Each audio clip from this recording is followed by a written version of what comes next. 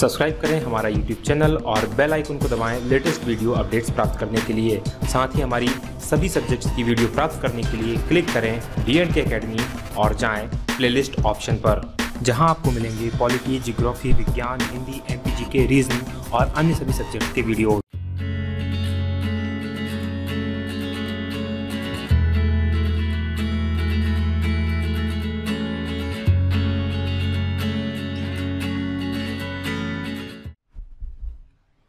साथियों नमस्कार, बहुत स्वागत है आपका D&K अकेडमी के वीडियोस में। मैं हूं भगवत दांगी, फाउंडर D&K अकेडमी। आप देख रहे हैं डेली करंट अफेयर शो और आज है 13 जुलाई 2017। तो चलिए शुरू करते हैं आज की हमारे करंट की न्यूज़ के बारे में पूरी डिटेल। सबसे पहली न्यूज़ या पहले प्रश्न की बात करें तो वैकल्पिक ईंधन प्रयोग करने के कारण भारतीय रेलवे संगठन को कौन सा पुरस्कार प्राप्त हुआ है। हाल ही में ये पुरस्कार दिया गया है। भारतीय जो रेलवे है उसने ऐसा बहुत शानदार काम करते हुए जो डीजल इंजन है उसके स्थान पर CNG का प्रयोग किया है यात्री गाड़ियों के लिए, और उसी के लिए ये पुरस्कार प्रदान किया गया है। और इस पुरस्कार का नाम है गोल्डन पीकॉक पुरस्कार। इस पुरस्कार की बात करें तो इस पुरस्कार की स्थापना 1991 में की गई थी और ये इम्पोर्टेंट पुरस्कार है और भारतीय रेलवे संगठन को ये इस वर्ष के लिए दिया गया है।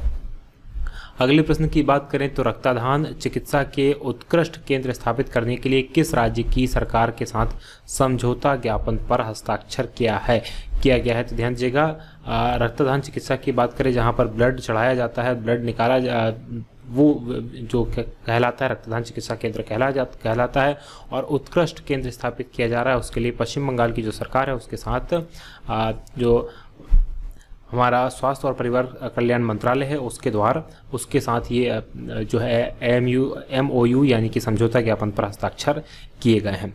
अगर हम बात करें उड़ीसा, पश्चिम बंगाल और केरल की, तो इसके बारे में मैं कल भी आपको बताया था। अब आपको मुझे आंसर देना है कि उड़ीसा के जो राज्यपाल हैं वो कौन है, पश्चिम बंगाल के राज्यपाल कौन है और केरल के राज्यपाल कौन है। कल के वीडियो में ध्यान दीजिएगा, मैंने इनके बारे में आपको बताया था। जैसे आप मुझसे अपेक्षा करते हैं कि समय पर मैं आपको जो है करंट अफेयर की वीडियो बनाकर दूं, उसी प्रकार से मेरी भी आपसे अपेक्षा है कि जो प्रश्न अगर मैं पूछता हूं तो कृपया उनके आंसर आप जरूर दें। और जितने भी लोग इस वीडियो को देख रहे हैं वो सब के सब दें। यदि आपको इसके आंसर नहीं पता तो कल का वीडियो आप देख लीजिएगा, उसमें मैंने इन सब के बारे में बताया। वहीं कर्नाटक की बात करें, कर्नाटक की राजधानी बेंगलुरु है। और मुख्यमंत्री की बात करें तो कर्नाटक के जो मुख्यमंत्री हैं सिद्धरामैया साहब हैं। और राज्यपाल की बात करें तो वजुभाई वाला जो हैं कर्नाटक के राज्यपाल हैं। चलिए अगले प्रश्न की बात करें, किस राज्य की सरकार ने आवारा कुत्तों के लिए चिड़ियाघर का प्रस्ताव किया है। तो ध्यान दीजिएगा, बहुत ज़्यादा आवारा कुत्ते उस राज्य के अंदर हो गए हैं, सड़कों पर फिरने लगे हैं, तो उनके लिए चिड़ियाघर बनाने का प्रत्येक जिले के अंदर एक चिड़ियाघर बनाने का प्रस्ताव किया है और ये किया है केरला की सरकार ने। फिर ध्यान दीजिएगा, ये 3 नाम फिर से आ गए, केरल, पश्चिम बंगाल और उड़ीसा। तो आपको इन तीनों का जो पिछले वाले प्रश्न में भी थे, इनके राज्यपालों के नाम बताने हैं। वहीं पंजाब की बात करूँ तो पंजाब की राजधानी चंडीगढ़ है, जो कि एक अपने आप में केंद्र शासित प्रदेश है। कैप्टन अमरिंदर सिंह जो है वहाँ के मुख्यमंत्री हैं। और वहीं बात करें हम राज्यपाल की तो कप्तान सिंह सोलंकी जो हैं पंजाब के राज्यपाल हैं।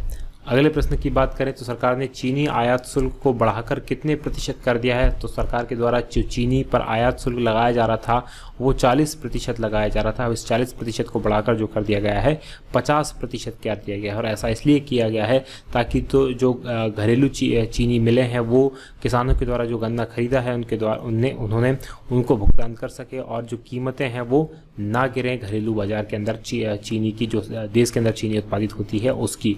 और इसलिए ये कदम उठाया गया है सरकार के द्वारा।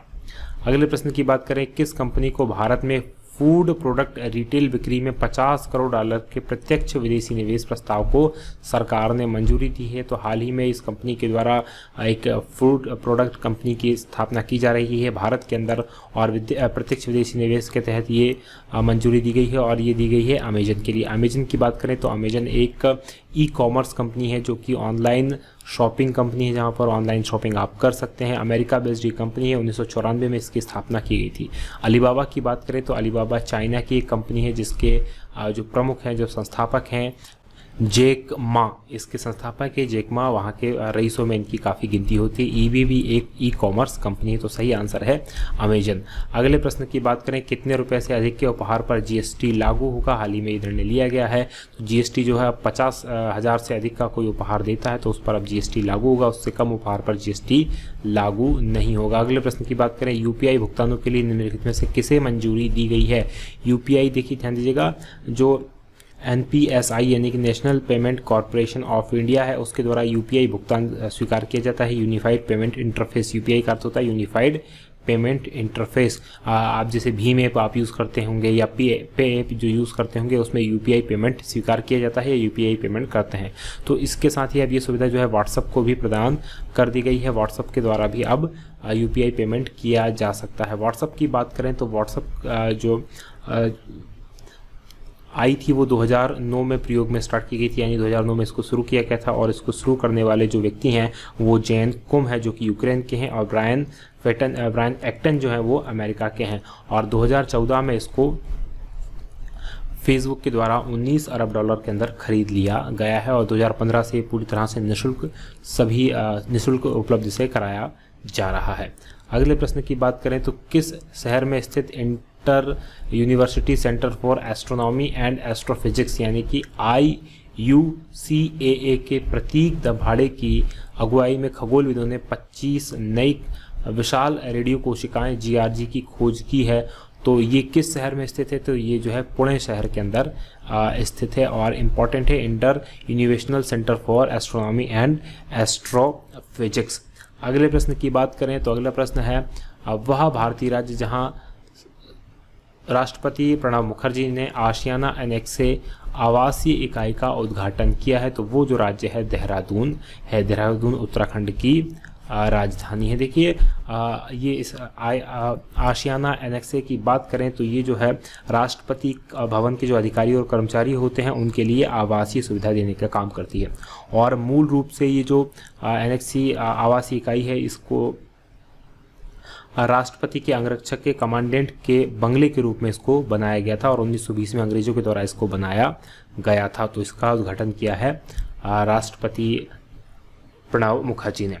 और राष्ट्रपति प्रणब मुखर्जी के बारे में बता दें कि 25 जुलाई को ये रिटायर हो रहे हैं, इनका कार्यकाल पूरा हो रहा है और उसके बाद नए राष्ट्रपति का चुनाव किया जाएगा।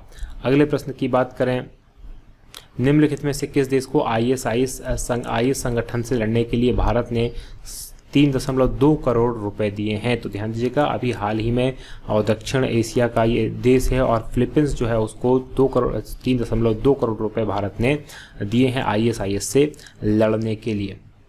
साथ ही फिलीपींस को चाइना ने भी 2 करोड़ रुपए IS से लड़ने के लिए दिए हैं। फिलीपींस की राजधानी की बात करें तो मनीला जो है फिलीपींस की राजधानी है। वहीं इसराइल की बात करें तो जेरूसलम इसराइल की राजधानी है। जॉर्डन की बात करें तो एम्मान जो है जॉर्डन की राजधानी है और नेपाल की राजधानी काठमांडू है। IS की बात करें तो IS एक आतंकवादी समूह संगठन है जो कि इराक और सीरिया के अंदर बहुत ज़्यादा ये फैला हुआ है। अगले प्रश्न की बात करें, भारतीय क्रिकेट टीम के लिए किसे बॉलिंग कोच नियुक्त किया गया है? तो ये रिवील हो चुका है। तो जो जहर खान है उन्हें भारतीय क्रिकेट का बॉलिंग कोच नियुक्त किया गया है। वहीं अगर राहुल द्रविड़ की बात करें तो राहुल द्रविड़ को विदेशी दौरों के लिए बल्लेबाजी सलाहकार के रूप में नियुक्त किया गया है और रवि शास्त्री जो हैं उनको भारतीय टीम का अब कोच बनाया गया है और ये अनिल कुंबले की जगह लेंगे। वर्तमान में जो अनिल कुंबले हैं वो भारत के कोच थे और उनके स्थान पर अब चुने गए हैं रवि शास्त्री। अगले प्रश्न की बात करें तो उपराष्ट्रपति चुनाव के लिए विपक्षी दल द्वारा निम्नलिखित में से किसे उम्मीदवार घोषित किया गया है? तो जिन्हें उम्मीदवार घोषित किया गया है वो गोपाल कृष्ण गांधी हैं और गोपाल कृष्ण गांधी जो महात्मा गांधी के प्रपोत्र ये हैं। महात्मा गांधी इनके पिता की बात करें तो देवदास गांधी और लक्ष्मी गांधी जो इनके माता पिता थे और ये IAS ऑफिसर रहे हैं, रिटायर हो गए हैं। पश्चिम बंगाल के ये राज्यपाल नियुक्त किए जा चुके हैं, राज्यपाल रह चुके हैं और उसके अलावा राजदूत के रूप में भी अपनी सेवाएं ये दे चुके हैं। और जो विपक्षी दल हैं उनके द्वारा उपराष्ट्रपति चुनाव के लिए इन्हें उम्मीदवार घोषित किया गया है। अगले प्रश्न की बात करें, इस्लामिक स्टेट के उस आतंकवादी सरगना का नाम क्या है जिसके हाल ही में मारे जाने की घोषणा हुई है?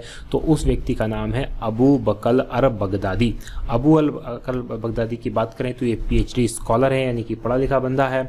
इराक इसकी नेशनलिटी है और ये जो है इस्लामिक स्टेट यानी कि ISIS का सरगना है। ISIS 2014 में सक्रिय हुआ प्रमुख रूप से, और Islamic state Iraq and Syria इसका पूरा नाम है। और ये खुद को इस्लाम का खलीफा बताता था, खुद को खलीफा इसने घोषित किया था, और इस्लाम राज्य पूरे विश्व के अंदर स्थापित करना इसका उद्देश्य है। चलिए अगले प्रश्न की बात करें, हाल ही में किस यूनिवर्सिटी के खगोल वैज्ञानिकों ने ब्रह्मांड का सबसे छोटा तारा खोज लिया है? तो ये कर दिखाया है कैम्ब्रिज यूनिवर्सिटी के वैज्ञानिकों के द्वारा। और ये जो तारा है सबसे छोटा है, शनि ग्रह के लगभग, इसका शनि ग्रह के आसपास जो इसका शनि ग्रह के लगभग ये बड़ा है और पृथ्वी से लगभग 600 प्रकाश वर्ष दूर है। चलिए ये थे आज के हमारे वीडियो। यदि आपको वीडियोस पसंद आए हैं तो आप वीडियो को ज़रूर लाइक करें, अपने दोस्तों के साथ शेयर करना ना भूलें और कमेंट जरूर करें। आपके कमेंट्स हमें मोटिवेट करते हैं, और अगर आपकी कुछ सुझाव हैं या शिकायतें हैं तो वो भी आप कमेंट में लिखकर बता सकते हैं। जो प्रश्न पूछे गए हैं उनके आंसर आप जरूर दें। तो चलिए आज की बात करेंगे यहीं समाप्त। आप देख रहे थे DNK अकेडमी, जो है नंबर 1 GK चैनल। बहुत बहुत धन्यवाद। जय हिंद, जय भारत।